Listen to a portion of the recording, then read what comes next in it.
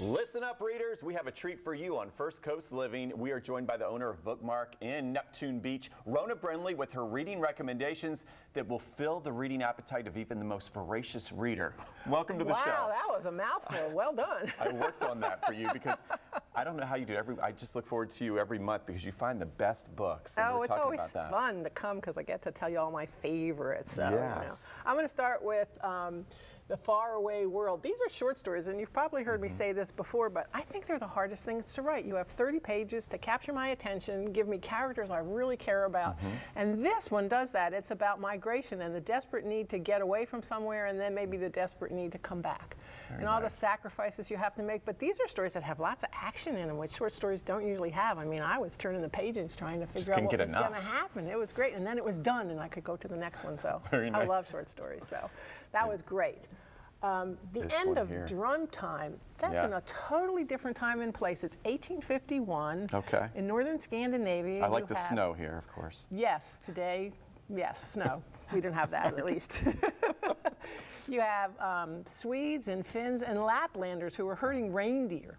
So you have all these cultural conflicts, and there's a charismatic preacher who's trying to bring everybody together and, of course, convert everybody. So people fall in love across cultural divides. They have fights and conflicts, and so I don't know anything about 1851 Laplanders. So well, you will after reading this book. What fun, yes, absolutely. And then you know I like historical fiction. This is historical fiction, the Midford Affair. The Midford Sisters, and Marie Benedict does this great. She takes somebody famous like Clementine Churchill, and this time the Midford Sisters, who were between the wars, and two of them got seriously entangled with Nazis. One of them married a Nazi, and their older sister, Nancy, who was a writer, was appalled, and she was trying to figure out how to get them disentangled, and how does she balance her politics with her family, and that's a real pull. Okay, that'll be a page turner for sure. Right, so it's a fascinating time period. And then a good little murder mystery, The Murder Book. The Murder Book is, you know, where you keep all your notes and from your investigation. And the character in this book, he's drawn into an investigation because it's his ex-wife who calls and he can't say no to her still. And there's crime wave in a small town in the Midwest, and he finds himself confronting organized crime. So he becomes a target, and then worse than that, he can't get his ex-wife to answer the phone. Oh no, okay. So better than the game of Clue. Yes, yeah, maybe. Can we have anything a little more lighthearted here? Yes, The Band of Queens. This is a fun murder mystery, maybe murder mystery. A woman in India has literally lost her husband. He just disappeared, and she doesn't know what happened to him. But everybody in her neighborhood thinks she killed him, and that works to her advantage because they're kind of scared of her, so they don't bother her. They buy all her wares at her shop because they're scared not to. They don't want to mess with her. No, they don't want to mess with her. And then other women in this little town come to her and say, "Well, I want to lose my husband." Oh gosh, what do I do?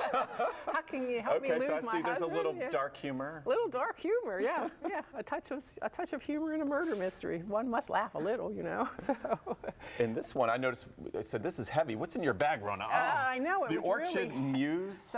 This is about orchids, and it's heavy because the pages are made to show off beautiful pictures of orchids. If we can find one in here. Because we're ready for spring. I think you're ready for spring. Okay. And I picked this because all our yards look so brown and awful because of that terrible we had freeze the freezing weather for a while. So it's time to think about flowers, and this is about orchidomania, people who are obsessed with orchids, and that includes Queen Elizabeth all the way to the present. Right, it's a big club. We've got a huge following here in Jacksonville. I know that for sure. That's right. We get a lot of pictures of orchids that come into us. And they're hard to grow in some way. So this is the history of people who are obsessed, and then the delirium you get, and there are tips in there how to grow an orchid. So. Okay, so something for you could help for that, yeah. And then Steve Berry, we of course know the name. He used to live here. Yes, and so we have two events coming up shortly. Steve Berry's new Cotton Malone stories. What he does is he does impeccable historical research, and then he has a modern detective, Cotton Malone, who has to find out something from the past. And this is King of Bavaria in the 1800s, who's been deposed and supposedly looked for a kingdom to start over and then dies mysteriously. So